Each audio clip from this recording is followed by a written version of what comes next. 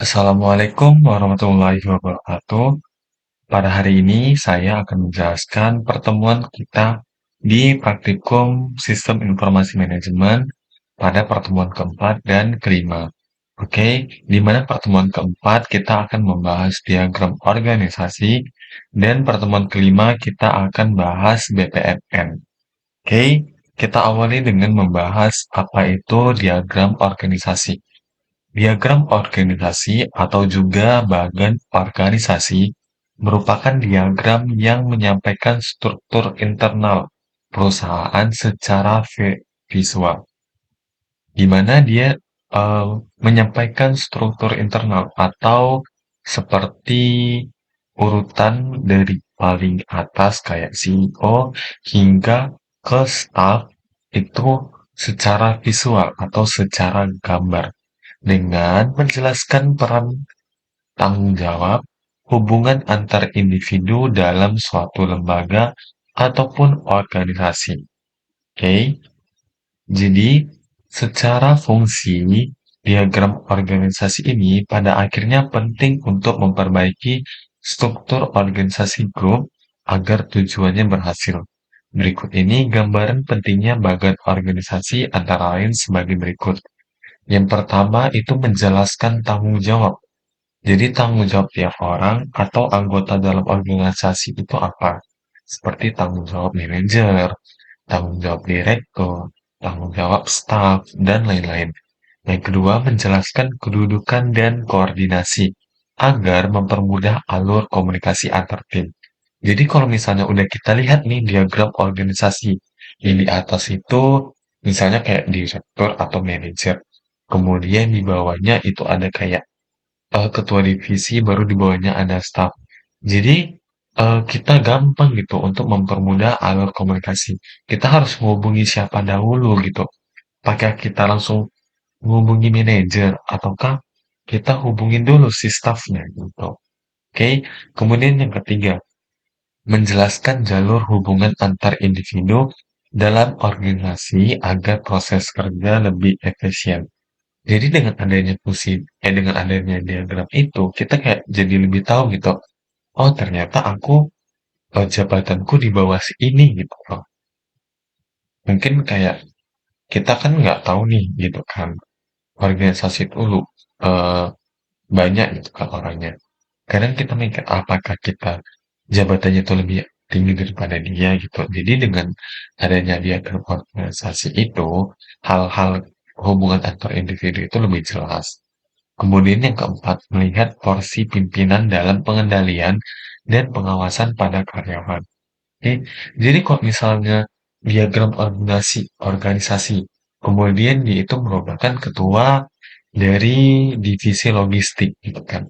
Jadi dia tahu gitu, oh aku berarti ngatur divisi logistik di mana ada orang ini gitu. Terus kira-kira di divisiku itu kerjasama dengan siapa gitu. Jadi kita tahu harus mengendalikan karyawan kita dan juga melakukan pengawasan karyawan kita itu bagaimana. Kemudian yang kelima itu elemen bagian organisasi. Apa itu elemen bagian organisasi? Inilah yang kita bahas. Ada 6 elemen diagram organisasi. Yang pertama itu spesialisasi. Spesialisasi itu membagi kegiatan pekerjaan menjadi tugas-tugas yang terpisah. Pekerjaan tersebut dipecah-pecah menjadi sejumlah langkah, dan tiap langkahnya itu diselesaikan oleh individu yang berlain. Jadi, kalau misalnya dalam suatu organisasi itu ada 5 orang gitu kan satu divisi, gitu. Jadi, biasa itu leader tuh bagi itu 5 pekerjaan ataupun satu pekerjaan itu menjadi 5 porsi gitu, menjadi 5 bagian. Itulah yang disebut sebagai spesialisasi. Kita jagonya di mana, kita bakal kerjain hal itu. Kemudian yang kedua, departementalisasi. Setelah pekerjaan dibagi-bagi melalui spesialisnya, kemudian dilakukan pengelompokan pekerjaan, sehingga tugas yang sama dapat dikoordinasi.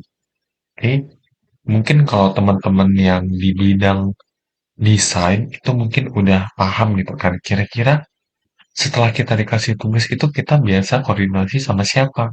Yang pertama, kadang kita koordinasi sama pihak sosial media, ya kan? Kemudian kita koordinasi dengan pihak marketing. Oke, selain itu kita juga koordinasi dengan pihak yang namanya copywriting. Oke, itulah yang dinamakan departementalisasi gitu. Kerjasama antara departemen. Kalau spesialisasi, kerjasama antara individu. Oke, jadi udah bisa dibedakan ya.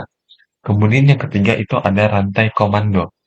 Rantai komando merupakan garis wewenang yang tidak terputus-putus, yang terentang dari puncak organisasi sampai ke level terbawah, sehingga memperjelas siapa melapor kepada siapa. Oke, jadi dari rantai komando ini kita bisa tahu, kalau misalnya kita ada kendala, kalau misalnya kita ada tugas gitu, jadi kita tahu harus melapor kepada siapa gitu. Apakah nanti kita ada tugas gitu kan atau ada masalah? Apa kita langsung lapor ke ketua gitu? Nggak mungkin kan? Pasti kita melapor ke atasan kita dulu atau ke ketua divisi kita. Kayak itulah yang dinamakan rantai komando. Kemudian ada rantai kendali. Rantai kendali berkaitan dengan jumlah bawahan yang dapat dikendalikan oleh seorang manajer secara efisien dan efektif. Oke, jadi rentang kendali ini memberitahu seorang manajer dia itu mengendalikan berapa bawahan sih atau berapa staff sih gitu. Itulah yang dinamakan dengan rentang kendali. Kemudian ada sentralisasi atau desentralisasi. Sentralisasi atau desentralisasi menjawab pertanyaan, di tingkat mana pengambilan keputusan terjadi dalam sebuah organisasi. Jadi dari diagram tersebut kita tahu gitu, pengambilan keputusan itu terjadi di bagian mana gitu. Apakah di bagian staff, apakah di bagian para petinggi gitu. Oke. Kemudian yang terakhir itu ada formalisasi. Formalisasi ini mengacu pada seberapa standar pekerjaan dalam suatu organisasi dan sejauh mana perilaku karyawan dipandu oleh aturan dan prosedur gitu. Jadi di sini kita tahu gitu kan standar pekerjaannya itu bagaimana gitu. Terus kita dipandu oleh siapa, aturan-aturan dalam organisasi itu seperti apa, prosedurnya itu bagaimana. Jadi, jadi, secara singkat elemen diagram organisasi itu ada yang pertama spesialisasi, yang kedua departementalisasi, yang ketiga rantai komando, yang keempat rentang kendali, yang kelima sentralisasi atau desentralisasi, dan yang keenam itu formalisasi. Oke, setelah kita bahas elemen diagram organisasi, kita juga perlu tahu gitu kan jenis-jenis struktur organisasi perusahaan. Yang pertama diagram organisasi fungsional, yang artinya berdasarkan fungsinya. Kemudian diagram organisasi berdasarkan proyek. Proyek apa yang dikerjakan, maka diagram organisasinya juga berbeda. Yang ketiga, diagram organisasi berdasarkan matriks. Yang keempat, diagram organisasi berdasarkan wilayah geografis. Dan yang kelima, diagram organisasi berdasarkan produk. Oke, jadi mungkin segitu aja kita membahas tentang diagram organisasi. Oke, untuk praktik membuat diagramnya itu, kita sekalian rangkup ke BPMN aja ya. Oke, kemudian kita akan mempelajari tentang apa itu BPM. BPMN atau Business Process Model and Notation. Oke, secara artinya adalah notasi grafis yang menggambarkan logika dari langkah-langkah dalam proses bisnis. Notasi ini telah didesain secara khusus untuk mengkoordinasikan urutan proses dan pesan yang mengalir antar pelaku dalam kegiatan yang berbeda. Oke, jadi di PMN ini kita lebih mengetahui alurnya gitu, alur proses dan pesan yang mengalir antara pelaku dalam sebuah kegiatan. Apa sih tujuan BPMN itu?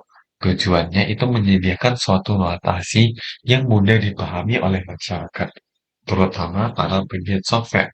Dari analis bisnis yang ada, kemudian menciptakan draft permulaan dari proses-proses sampai dengan pengembangan teknis meliputi alur dan pekerjaan dalam bentuk model atau notasi. Oke, Jadi BPNN ini memberikan informasi juga gitu kan. Kira-kira langkah-langkah ketika kita mau melakukan suatu kegiatan itu diawali dengan bagaimana dulu ya gitu. Apakah kalau misalnya kita mau bikin KTP, apakah kita langsung tiba-tiba foto gitu atau baru kirim berkas, atau kita kirim berkas dulu baru foto gitu. Jadi dia ngasih tahu gitu, langkah-langkahnya itu bagaimana gitu. Oke. Kemudian ada yang namanya notasi BPMN.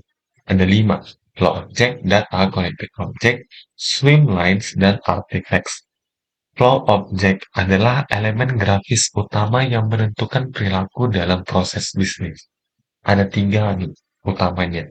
Ada events, ada activities, ada gateway. Kemudian yang kedua, data. Direpresentasikan dengan 4 elemen. Ada data objek, data input, data output, dan data stores. Yang ketiga, ada connecting object. Ada 4 cara nih untuk menghubungkan objek arus informasi antara satu sama yang lainnya. Ada 4 tuh. Yang pertama, sequence flow, message flow, associates flow, dan data associations.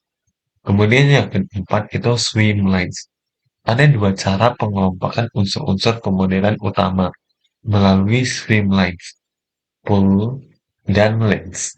Oke, yang kelima artifacts. Digunakan untuk memberikan informasi tambahan tentang proses. Ada 2 artefak standar, tapi pemodel atau alat pemodelan bebas untuk menambahkan sebanyak apa artefak yang dibutuhkan. Oke, ada 2 dia group dan text annotation. Oke, jadi secara tadi kita udah bahas yang namanya flow object gitu kan, data connecting object, streamlines, dan artifacts. Ada beberapa dasar-dasar shape atau bentuk yang kita gunakan dalam BPMN. Oke, yang pertama itu event gitu. Jadi flow objects ada event, test, dan gateway. Kemudian ada connecting objects yang satunya itu sequence flow gitu kan. Oke, jadi yang pertama event. Event adalah sesuatu yang terjadi selama jalannya proses. Ada 3 jenis event berdasarkan pengaruh alirannya. Yang pertama awal. Jadi event ini merupakan awalan atau titik awal dari sebuah kegiatan. Yang kedua itu ada menengah, dan yang ketiga itu ada akhir. Jadi kalau misalnya udah lihat bulat gitu, bulat tipis itu dia merupakan awalan. Oke, kemudian ada bulat dengan beberapa logo atau simbol, nanti dia itu merupakan tengah atau kejadian tengahnya gitu. Bisa apakah dia menunggu atau apa gitu kan. Kemudian bulat dengan outline-nya itu bold atau dengan garis yang tebal. Itu merupakan ending atau akhir dari sebuah kegiatan. Oke. Kemudian yang si persegi gitu, persegi panjang itu merupakan tes atau activities.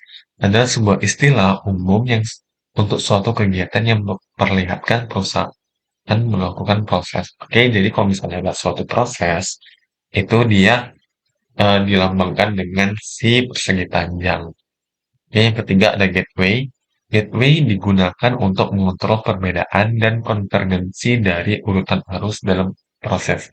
Oke, jadi kalau misalnya udah lihat si belah ketupat itu merupakan gateway atau kayak dia itu yang menentukan gitu. Kalau misalnya ya, dia akan kemana, dan kalau misalnya tidak, itu kemana. Dia kayak merupakan simbol untuk pilihan gitu. Oke.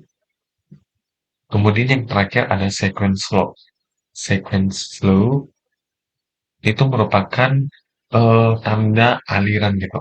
Jadi kalau misalnya dari event terus ada tiba-tiba garis kayak sequence flow ini ke activity, berarti dimulai dengan event, terus aktivitasnya apa. Oke, itulah yang dinamakan dengan sequence flow. Ini adalah contoh dari BPMN, dari eh, pemilihan ketua gitu ya. Yang pertama itu ada pool gitu kan. Yang pertama mahasiswa. Yang kedua ada grup pool, itu ada pemilihan ketua. Yang pertama ada pasangan calon B, pasangan calon A, dan panitia. Oke. Jadi ini awalan. Yang lingkaran ini itu awalan. Oke. Jadi kalau misalnya nanti ada tugas nyata atau tugas maya, kalian disuruh mengerjakan PPNN dan juga menjelaskan eh, alur dari si BPNN. Itu kayak gini. Dimulai dengan si awal. Oke. Di mana mahasiswa menerima surat pilih dari panitia. Oke. Kemudian setelah mahasiswa menerima surat pilih dari panitia, panitia menghitung surat pilih si mahasiswa. Oke. Kemudian ini adalah si gateway-nya. Dia yang menentukan alur. Oke. Jika paslon A menang, dia itu menjadi ketua. Dan ketika dia menang, kemudian menjadi ketua, panitia akan mengumumkan hasil pilihnya.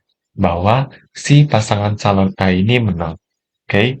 Kalau misalnya si pasangan calon A ini tidak menang, maka dia akan menjadi anggota. Oke, maka berakhirlah. Oke. Kemudian begitu juga dengan pasangan calon B gitu kan. Kalau misalnya si pasangan calon A ini menang atau kalah menjadi anggota, maka si pasangan paslon B ini menang dan menjadi ketua. Dan jika menang, dia diumumkan oleh panitia bahwa dia menang. Dan kalau misalnya dia kalah, dia tidak diumumkan, melainkan dia hanya menjadi anggota. Oke, mungkin sekian penjelasan dari diagram organisasi dan juga BPMN. Oke, kalau misalnya teman-teman masih bingung, boleh dibaca-baca lagi, boleh dicari-cari lagi. Oke, kemudian kita akan mempraktekkan bagaimana sih cara membuat diagram organisasi dan juga BPMN. Oke, setelah dibuka Visio, teman-teman bakal melihat kayak gini nih. Ini adalah awalannya. Oke, teman-teman klik aja basic diagram, baru create. Oke, di sini ada home, insert, design, data, process, review, dan view. Oke, ini udah tinggal teman-teman cari fungsi tiap ininya atau apa gitu kan. Oke, kemudian kita pertama mau memulai dengan membuat diagram organisasi.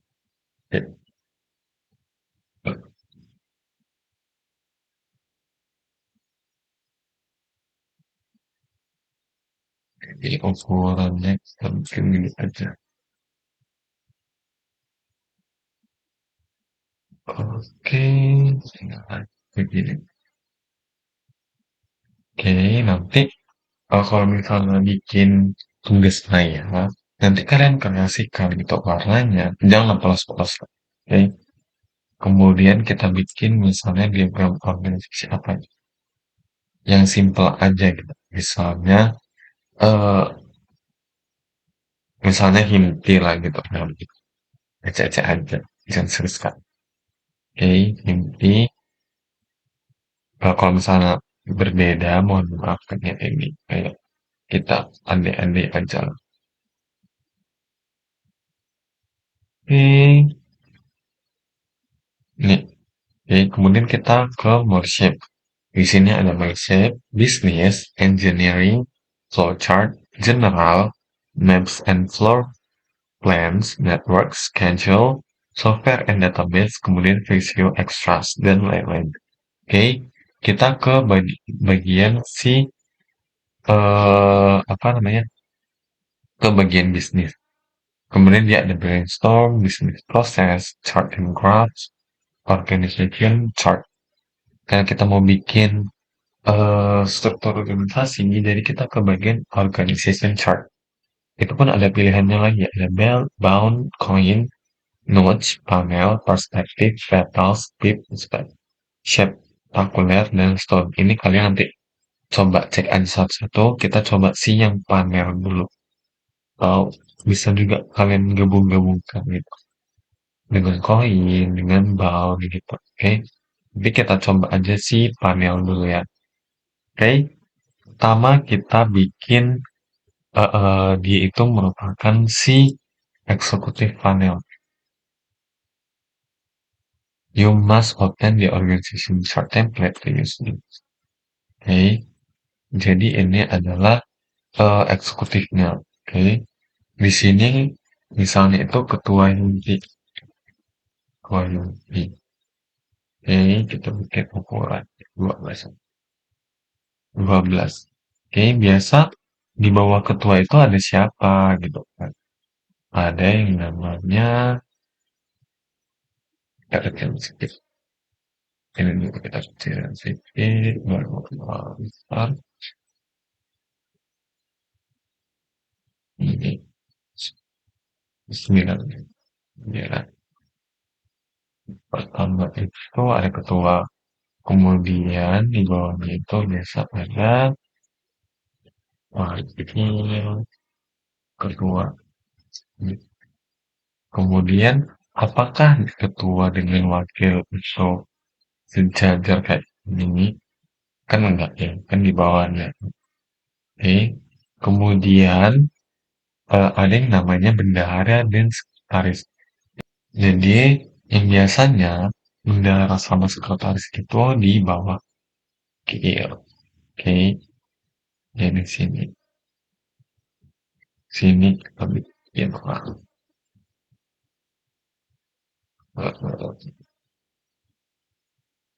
ini di sini. Oke.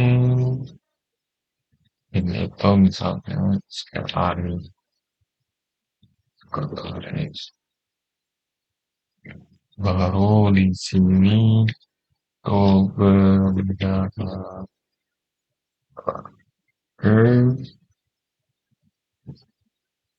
eh, kemudian biasanya itu ada apa lagi teman-teman? Ada yang namanya ketua divisi gitu kan. Oke,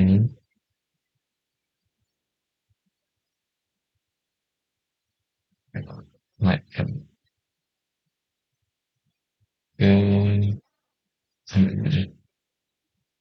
ada yang namanya ketua divisi. Anggaplah ada misalnya ada 4 divisi. Nggak usah banyak-banyak jadi kalau contoh. Misalnya ini divisi eh kayak biasa humas gitu. Oke, kemudian ini divisi humas, kemudian ini divisi logistik juga kan, kemudian di sini divisi kominfo. Oke, kemudian di sini ada divisi agama. Oke, kemudian biasanya itu ada apa lagi? Ada yang namanya staff gitu. Oke, jadi kita bikin ya, ada di bawah. Oke, kayaknya ada dua gitu. Jadi gitu ada dua.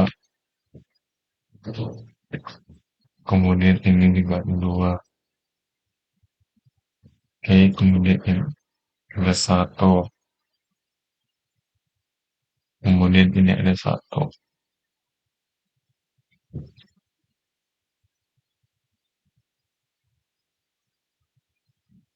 Oke, tadi ini bisa digrupkan.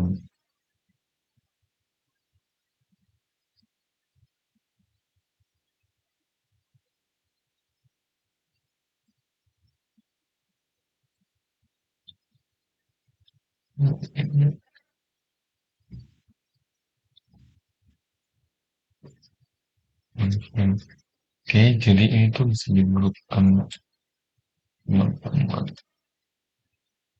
Dia pakai tim. Oke, ini. Mm-mm. Makan sampai ya itu kemarin bisa aja.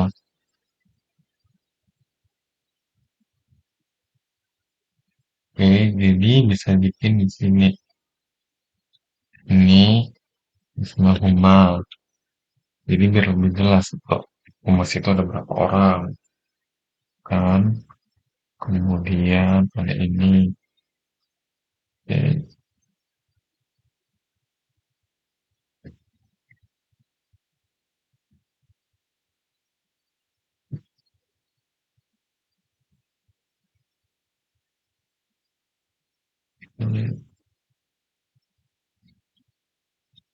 ini masalah logistik. Oke, mulai di notebook ya. Geser ke ini.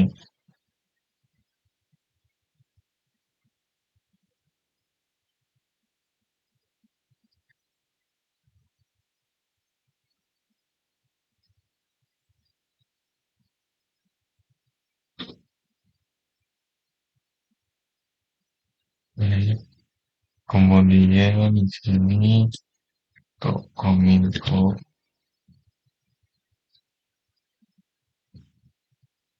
ini kemudian di sini tuh ada agama.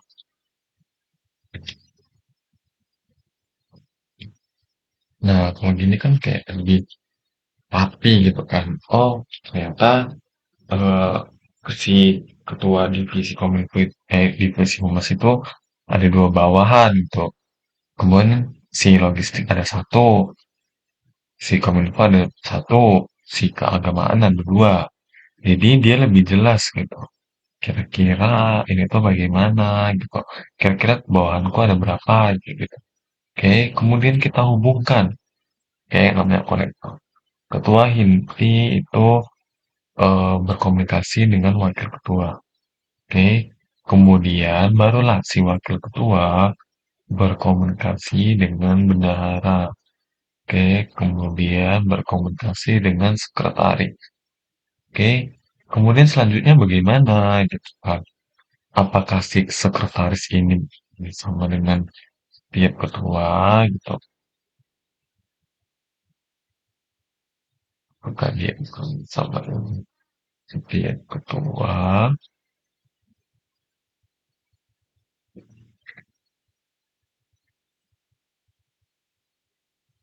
gitu kan?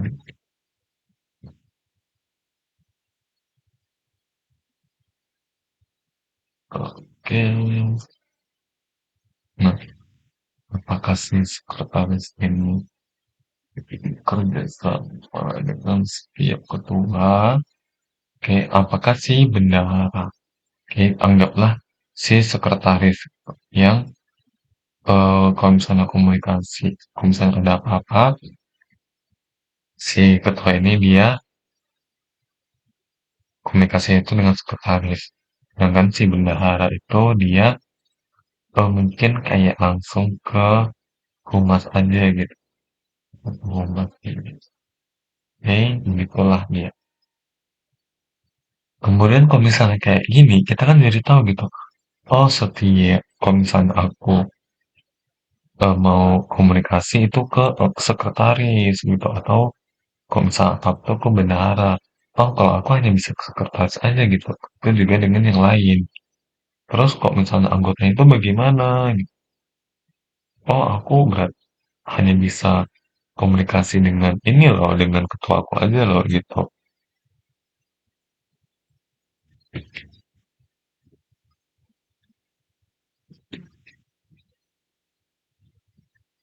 Begitu juga dengan yang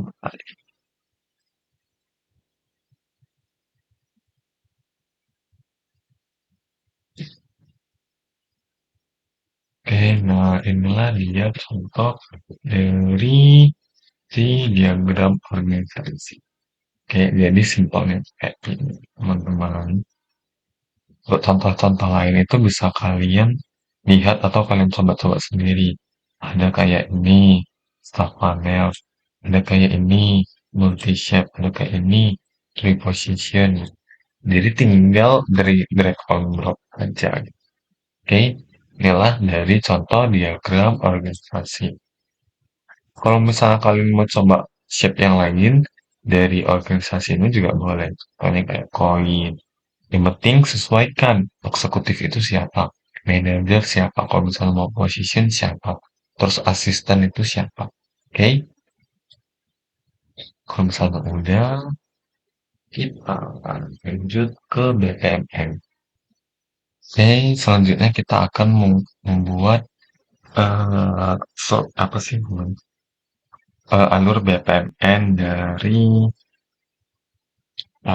sebuah kalau mau menulis artikel gitu. BPMN mengupload publish artikel. Oke, ini tambahkan dulu juga sedikit. Oke, kemudian kita ke more shape, baru kita ke bisnis.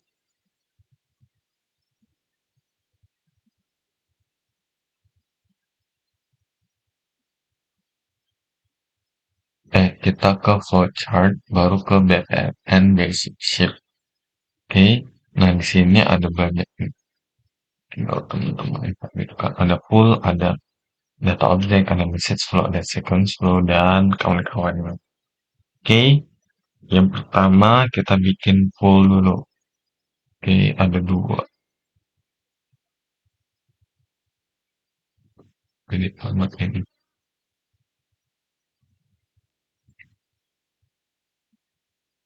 Oke,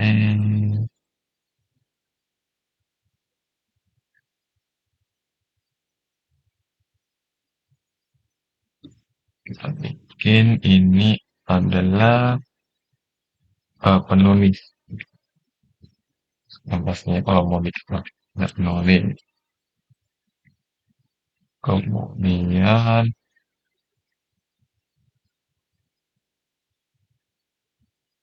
ada namanya editor.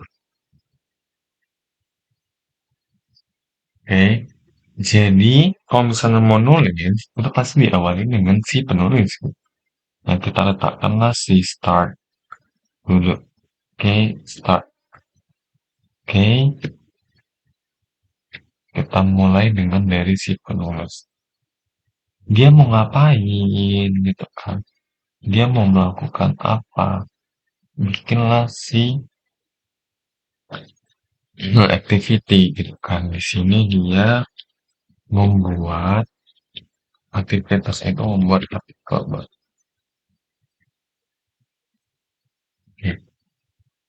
Terus apa tandanya itu? Tandanya ya sequence flow. Oke. Kemudian dia melakukan aktivitas lagi. Di sini itu oke nanti jelek. Oke, jadi setelah dia membuat artikel baru, pastinya dia mengirimkan artikel tersebut ke editor. Oke, di sini menerima artikel baru. Oke, message flow berarti mengirimkan informasinya ini kemana ke out. Oke, kemudian kita lihat setelah si editor ini menerima artikel. Misalnya kita udah nerima nih artikel dari penulis itu.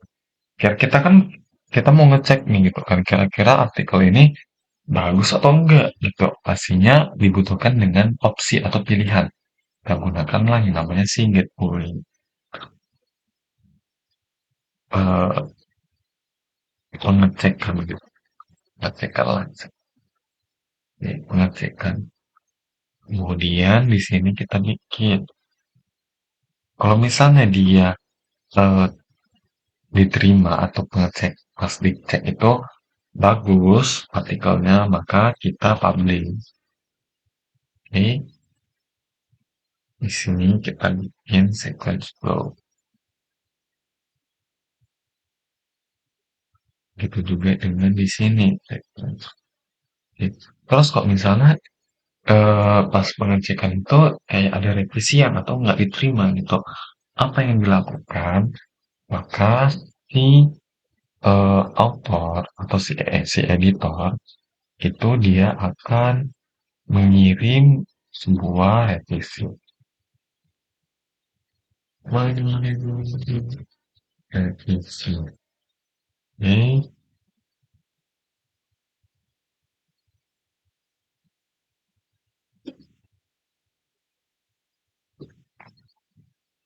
di sini kita bikin. Kalau misalnya iya, gitu, ya itu dia akan jawab. Kalau tidak, dia mengirim revisi. Tidak, di sini. Ya. Oke, dia mengirim revisi. Baru gimana dengan si penulis? Dia menerima revisinya. Oke, ini apa message flow? Nah, dia mengirim apa mengirim pesan. Kemudian di sini dia mengedit atau mengerjakan revisi. Setelah dikerjakan revisian, dia kemana lagi? Apakah langsung dipublish? Tidak, teman-teman. Dia kemana? Ya itu lah. Dia ke sini lagi. Balik ke si ini. Menerima artikel baru.